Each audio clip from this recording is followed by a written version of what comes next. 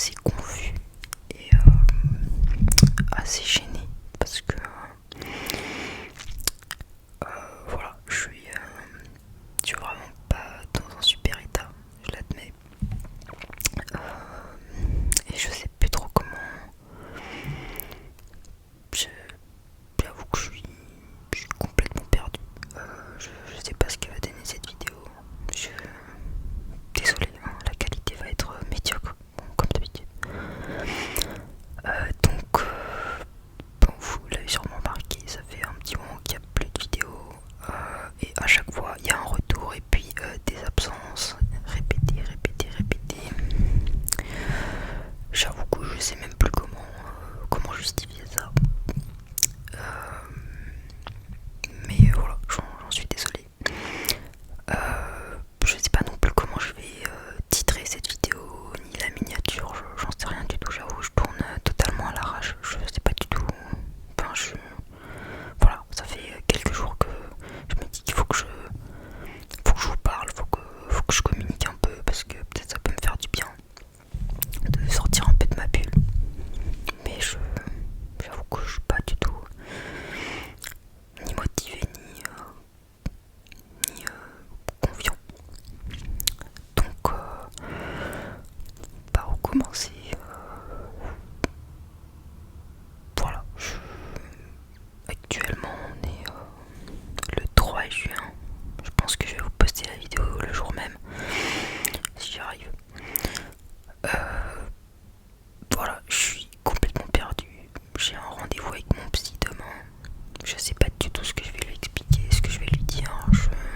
J'étais déjà pas dans un bon état le mois dernier. Et ça s'arrange pas. Ça s'arrange pas du tout. Et, je sais plus trop quoi faire. Pour être tout à fait honnête, j'ai rechuté, hein. Je pense que voilà, je peux pas tergiverser. Alors j'ai pas rechuté dans la CC, mais voilà, pour être honnête, j'ai pas mal de mal avec les traitements depuis des années. On me donne des traitements, je les prends, ça marche pas, puis je les prends mal, j'arrête de les prendre, puis je les reprends, et puis ça marche pas, et puis on change de traitement à chaque fois, de dosage. C'est pas pour faire le miskin, mais c'est assez usant. Je pense que si vous avez ce genre de problème, je pense que on est dans la même situation. Et je compatis. Mais du coup, enfin c'est pas une excuse, hein, pour se défoncer, mais c'est vrai que bah, à chaque fois je finis par me dire que bah, j'arrête les substances, je tiens, je fais des sevrages, j'y arrive. Et puis à la fin, j'arrive jamais à rien finalement. Sans produit, je fais rien. Et avec produit, j'arrive pas beaucoup à faire grand chose non plus. Voire c'est même pire, hein, souvent, évidemment. Mais je suis toujours. Je suis toujours dans un conflit entre. J'arrive pas à vivre sans drogue, mais j'arrive pas non plus à vivre avec des drogues. Drogue légale ou illégale. Rien ne me va, j'ai l'impression que honnêtement, enfin, c'est peut-être un peu mélodramatique, mais honnêtement, j'ai l'impression que je suis foutu. Alors que enfin, je sais bien que je suis jeune et on se remet tout dans la vie. On s'en sort toujours. Je sais qu'il y a des gens qui ont vécu des choses. Vous voyez, comme le gars là, je sais pas comment il s'appelle, mais peut-être vous l'avez déjà vu. Un gars qui a pas de bras, pas de jambes, il a traversé la Manche à la nage. Vous voyez, c'est des choses exceptionnelles. La vie, elle est plus forte que tout. Vous voyez, moi j'ai mes bras, mes jambes. Et pourtant, je suis comme une merde à être incapable de rien. Et à croire que j'irai jamais nulle part, que je serai jamais rien. Et bon, je vais parler comme je le sens, hein, désolé, hein, vous êtes ma thérapie gratuite.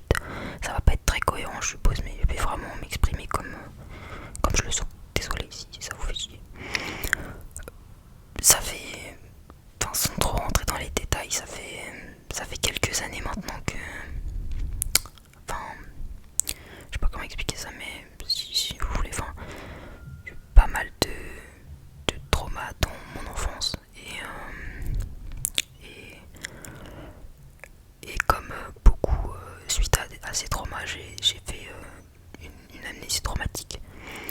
Et donc pendant des années, je me suis souvenu de rien, toute une partie de ma vie, ou alors quelques petits souvenirs par-ci par-là, mais c'était pas cohérent.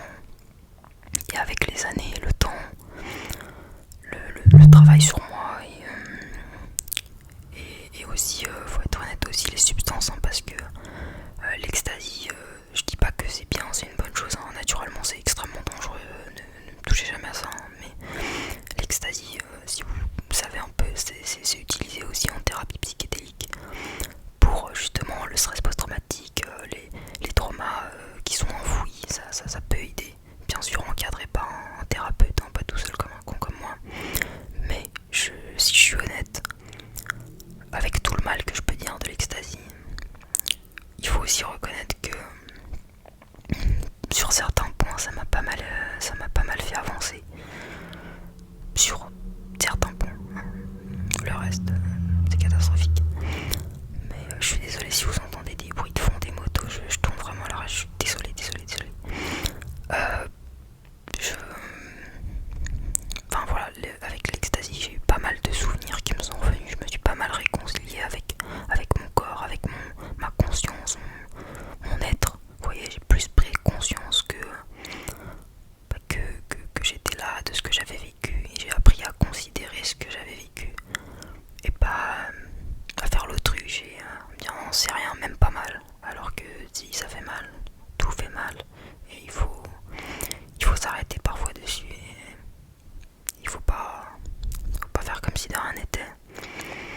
Mais voilà, pendant des années, j'avais très peu de souvenirs et je fais comme si de rien n'était. Et avec les années, les drogues, l'ecstasy, le LSD, bien au fur et à mesure des prises, beaucoup de souvenirs me sont revenus. Au fur et à mesure de mes expériences aussi, pas seulement la drogue, hein, de rencontres, etc. J'ai eu beaucoup plus de souvenirs. Je sais pas si c'est bien ou si c'est pas bien. Quelque part, on peut se dire que c'est super c'est une avancée majeure de retrouver ses souvenirs et d'être au clair avec son histoire. Vraiment, pendant un temps, je me suis dit, ok, c'est ça ma vie. C'est pas joyeux, c'est pas super, j'aurais préféré autre chose, mais c'est ça ma vie, je sais maintenant. Je suis plus dans le flou, je suis plus dans le néant.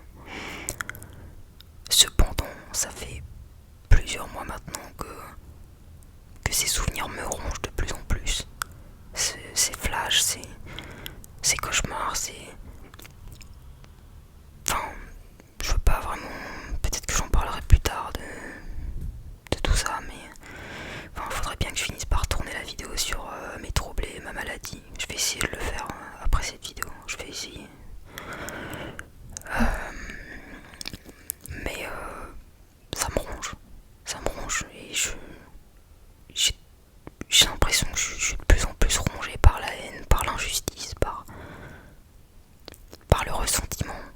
Ce qui passe, que je cultive, ce que je veux le cultiver chez moi. J'essaye de pardonner, de m'en remettre, mais ça fait des mois que je suis de plus en plus en colère.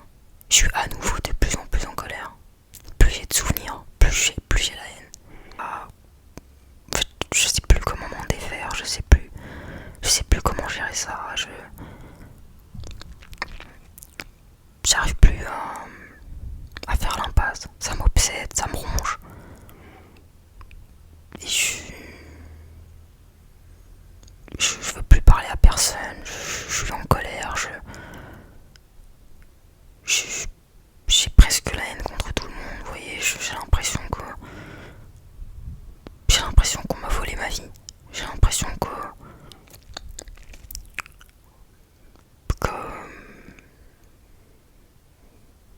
c'est pas juste, que je méritais pas tout ça et que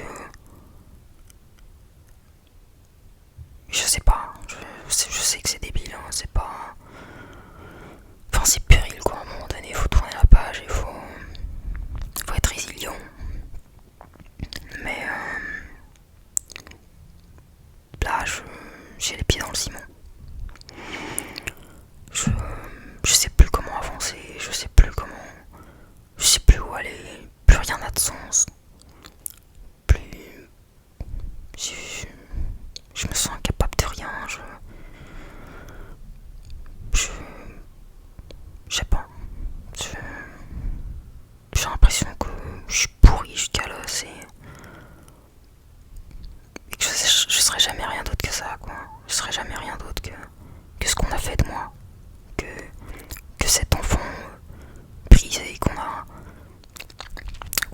cliché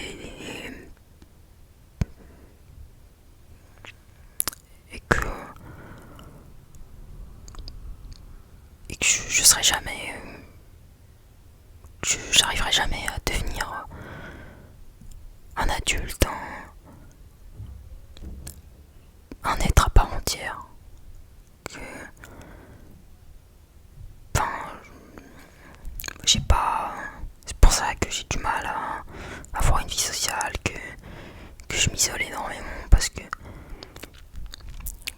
je suis incapable de savoir, enfin, d'assumer qui je suis ou de réellement savoir qui je suis parce que j'ai l'impression que je suis qu'une conséquence, que tout ce que vous voyez là, c'est que le résultat d'abus et de violence. Et que je suis pas construit, je suis pas constitué, on m'a pas élevé pour vivre. Je, je, je sais pas ce que je peux devenir en fait. Et j'ai plus peur du mal que je peux faire que. Enfin, peut-être un peu tordu ce que je vais dire. Enfin, je sais pas si c'est compréhensible, mais vous voyez quand on a subi. Enfin, vous voyez, c'est pas. Enfin, si je me plains dans cette vidéo, hein, mais enfin, vous voyez, c'est juste pour vous donner une idée de. C'est pas pour. Je sais qu'il y a des gens qui vivent des choses terribles et qui sont des gens merveilleux et qui ont une résilience incroyable. Mais moi, je suis pas. Je suis pas. Je. Je sais pas.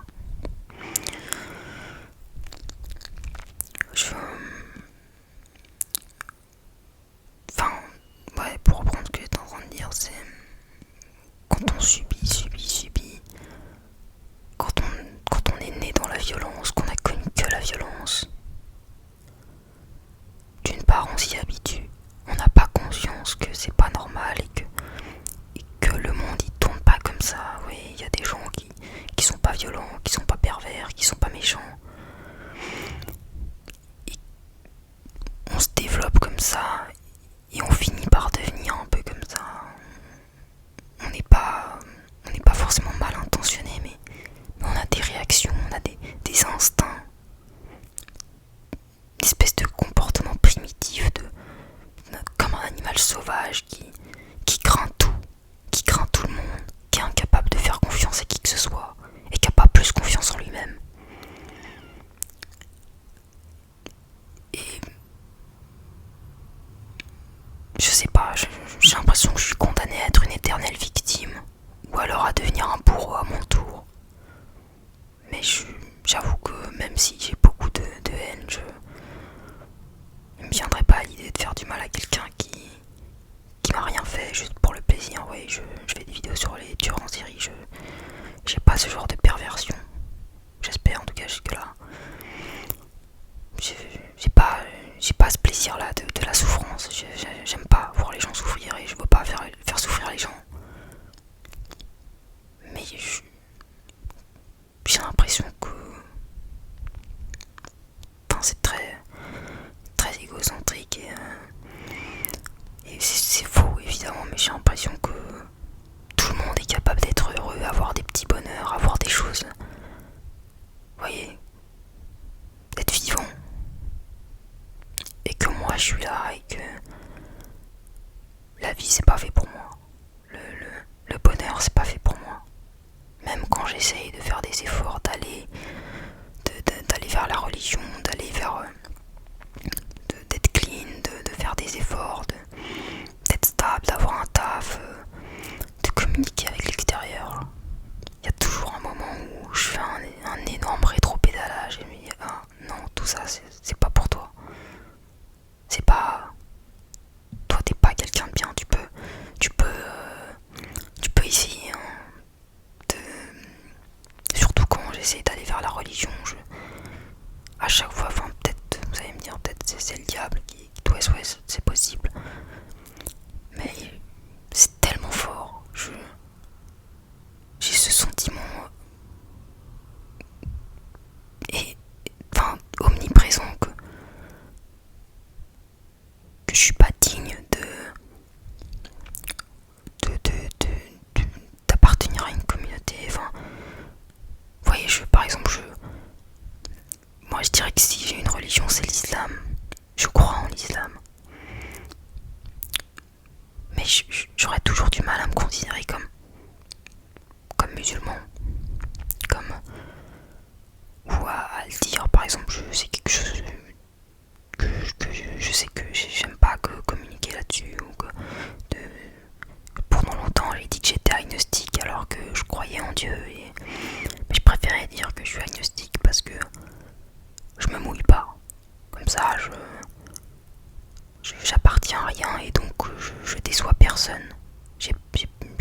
personne à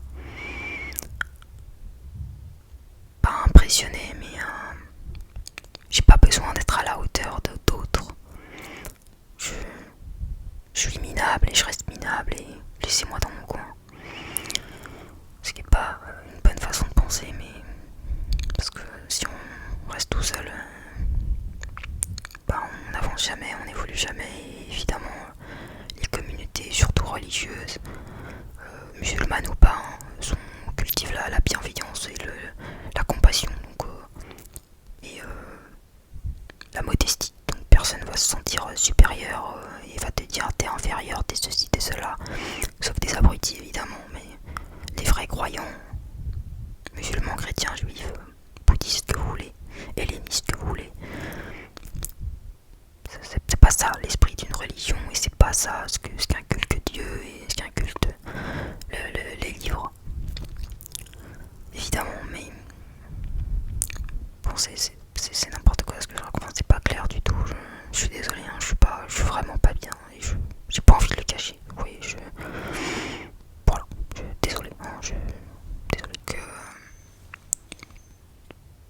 enfin, c'est très flou cette vidéo, mais voilà, je m'exprime en espérant que ça va peut-être me faire un déclic ou je sais pas. Donc voilà à peu près où j'en suis. Ça fait maintenant 6 mois que je... Ça fait des années bien sûr que je suis malade, mais là je suis vraiment dans un truc de... J'ai l'impression que j'arriverai jamais à reprendre ma vie en main et que mon cerveau est programmé pour être comme ça et que c'est mon destin. Et que voilà, je pourrais jamais rien y changer. Et je sais que je devrais être dans l'acceptation, de m'en remettre à Dieu, d'accepter, de pardonner, mais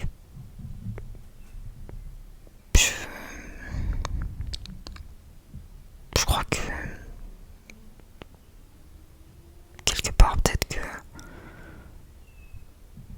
enfin,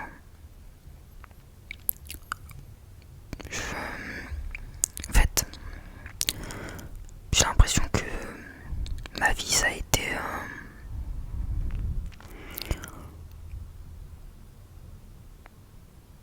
enfin, en fait, depuis que je me suis souvenu de tout ça, que je suis au clair maintenant sur mon passé. Vous voyez, avant, quand la maladie a commencé, quand j'ai commencé à sombrer, je me suis tout de suite dit ok, c'est pas grave, c'est rien, je vais m'en sortir. Et tout arrive pour une bonne raison. Et si je comprends ce que j'ai fait de mal pour en arriver là, ce que j'ai pas vu, ce que j'ai mal fait, ce que j'ai pas... Je me suis dit que je trouverais une solution. Et que c'était de ma faute si j'en étais arrivé là. Et donc que c'était de ma totale responsabilité de m'en sortir. Et que c'était aussi simple que ça. Qu'il suffisait de regarder les choses en face et d'être dans l'acceptation, dans la patience. Vraiment, j'ai vraiment cultivé la patience dans les premières années. Mais en fait, j'ai l'impression que j'ai patienté pour rien. Et que, en fait, toutes ces années où je me suis dit, ok, personne m'a rien fait. Enfin, vous voyez, quand j'ai commencé à être malade, l'IPSI me demandait, mais qu'est-ce que t'as... Enfin, vous connaissez, qu'est-ce que t'as subi dans ta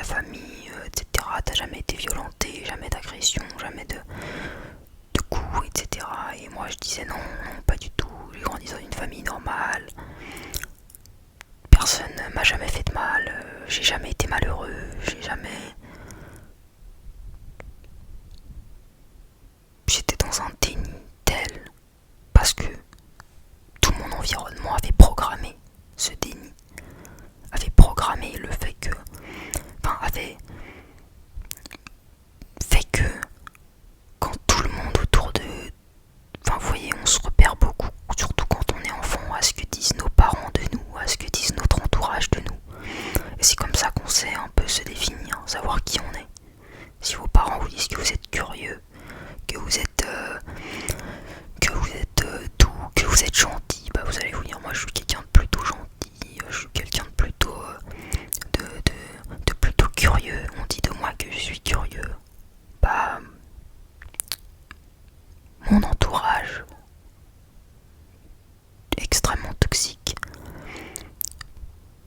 sans forcément s'en rendre compte. En tout cas, peut-être pas tout le temps, je sais pas, je suis pas dans leur tête, mais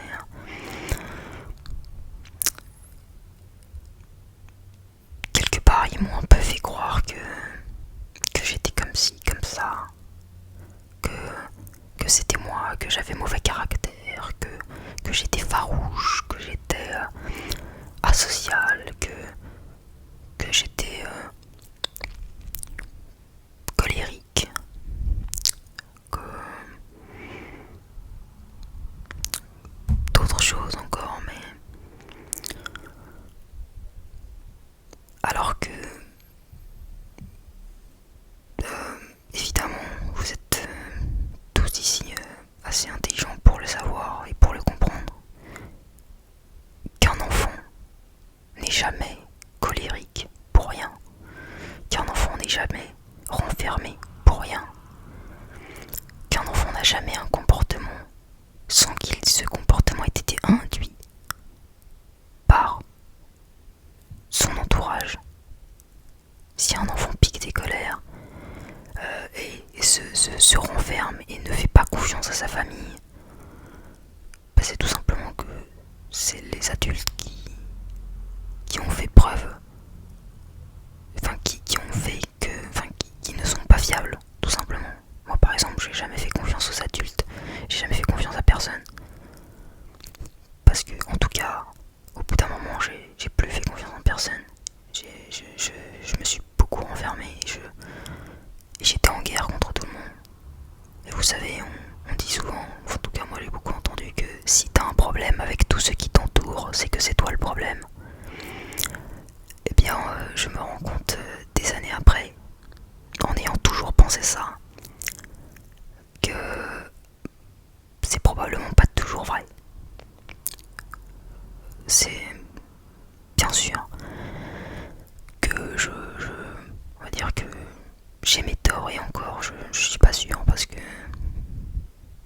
un enfant, je suis pas sûr qu'on puisse reprocher quelque chose à un enfant. Mais si j'ai été aussi à piquer autant de crises, à avoir aussi peur de ces gens, aussi peu dociles, c'est évidemment que ces gens m'ont fait du mal. Parce que, bien, un enfant, s'il est aimé, il aime en retour.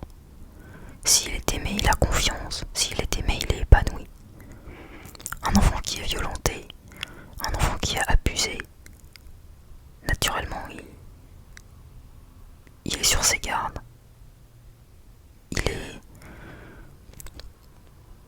Il est comme un animal sauvage. Et moi, on m'a toujours dit en rigolant, ah, t'as toujours été un peu sauvage, t'es vraiment sauvage, nanani nanana. Mais, enfin, vous voyez, ça me met vraiment, quelque part ça me met en colère, et ça me dégoûte, et ça me frustre de me dire, mais putain, ils m'ont vraiment fait croire que c'était moi le problème. Toute ma vie, ils m'ont fait croire que c'était moi le problème. Ils ont remis toute la responsabilité des maux de toute la famille sur la tête d'un enfant. D'un enfant qui comprend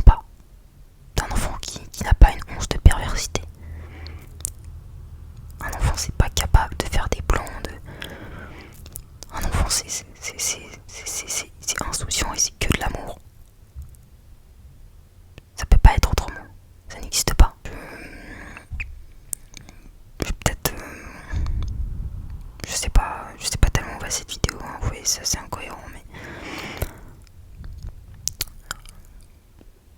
je, oui, je sais pas quoi dire sans trop rentrer dans des détails, sans, voyez, enfin, vous êtes pas mon psy, quoi, et même mon psy, honnêtement, mon psy ne sait pas, ne m'entend pas parler comme ça. Peut-être un problème, mais c'est pas le sujet. Je, je sais pas. Voilà, donc pour dresser un peu le tableau de là aujourd'hui, le 3 juin, où j'en suis, bah voilà, ça fait quelques semaines que je reprends des extas, du LSD, et voilà, c'est pas pour ça que je vais tellement malin, évidemment. Enfin, c'est pas bien, évidemment, mais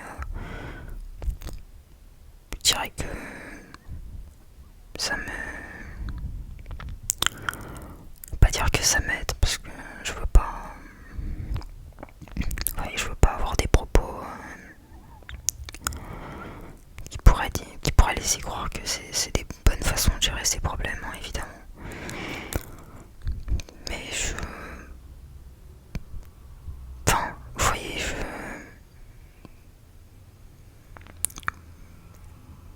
quelque part, quand je prends des extras, je vous rassure, j'abuse beaucoup moins qu'avant.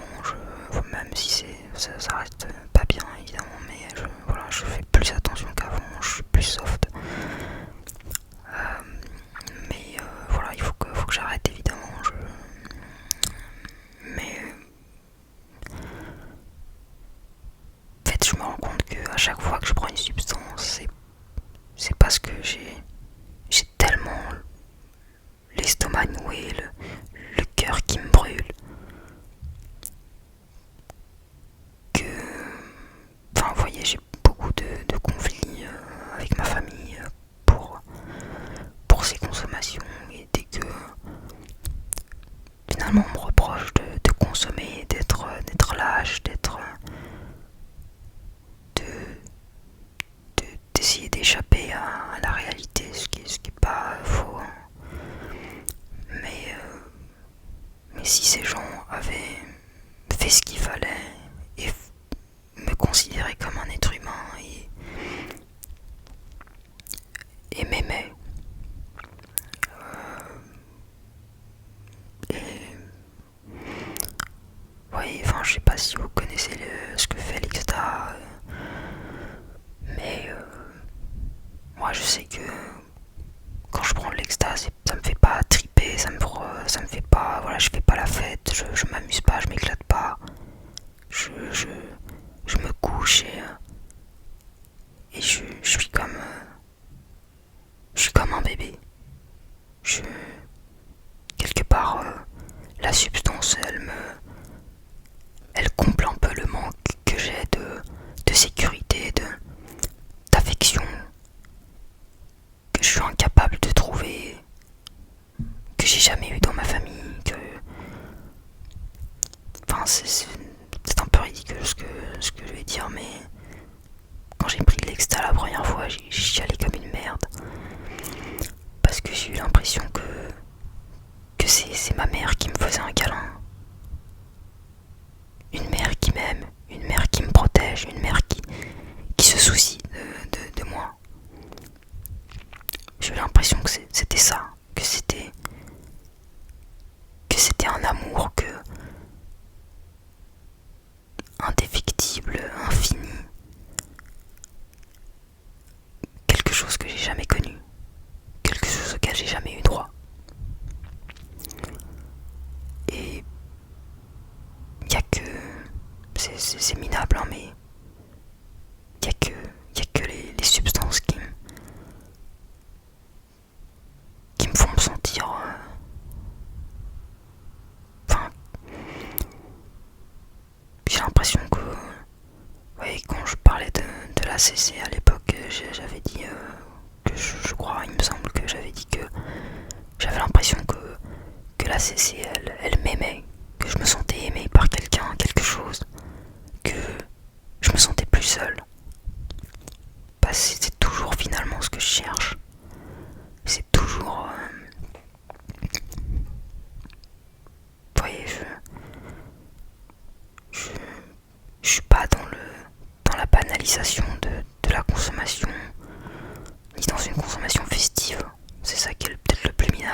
m'amuse même pas. J'essaye juste c'est juste le seul moyen que j'ai trouvé pour chercher un peu de réconfort et un peu d'affection. C'est misérable, mais c'est tout ce que j'ai trouvé. Et,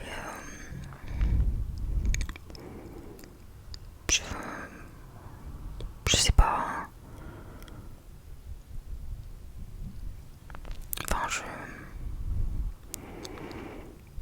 je sais que ça va me tuer. Que ça m'enfonce plus qu'autre chose, mais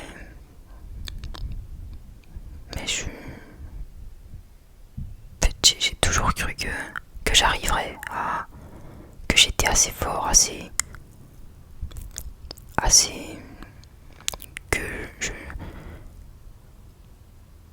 oui, que j'étais assez fort pour vivre sans amour, pour vivre sans être considéré, que j'attendais rien de personne, que j'avais besoin de personne.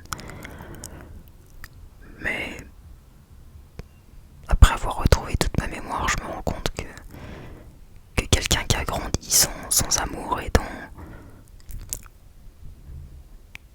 dans tout ça,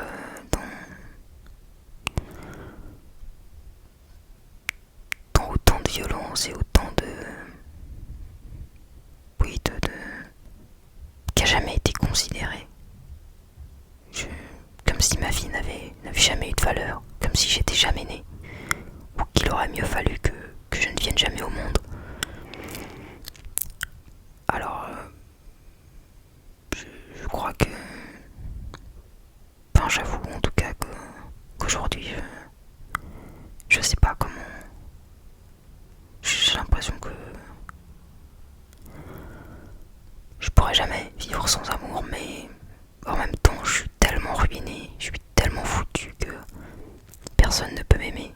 Personne ne peut m'aimer à ce point pour penser mes plaies, pour combler toutes mes carences, tout ce qui m'a manqué, tout ce qui est brisé. Ce serait égoïste et ce serait monstrueux de demander autant à un inconnu, à des inconnus, à des gens qu'on n'a jamais vus, qui sont pas de notre famille, mais en même temps, je peux pas. J'aurai jamais ça chez moi. J'aurai jamais ça chez les gens qui sont censés être ma famille, qui m'ont donné la vie et qui n'en ont absolument rien à foutre. Alors, j'avoue que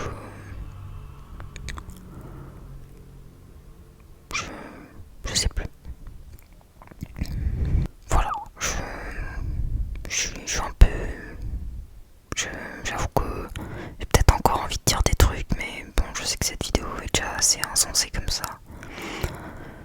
J'espère que... Voilà, enfin, vous inquiétez pas trop non plus, enfin, peut-être vous en foutez en même temps, mais... Voilà, c'est pas pour faire pitié, mais... Voilà, j'ai besoin aussi d'être honnête et... Quand ça va pas, que vous voyez aussi dans quel état je peux être. Mais voilà, vous paniquez pas non plus, quoi. C'est des choses qui arrivent chez moi. Je vais essayer de mettre à la vidéo sur ma maladie, sur mes troubles. Peut-être essayer de faire une vidéo sur le stress post-traumatique, que j'ai déjà fait, mais plutôt sur l'amnésie traumatique.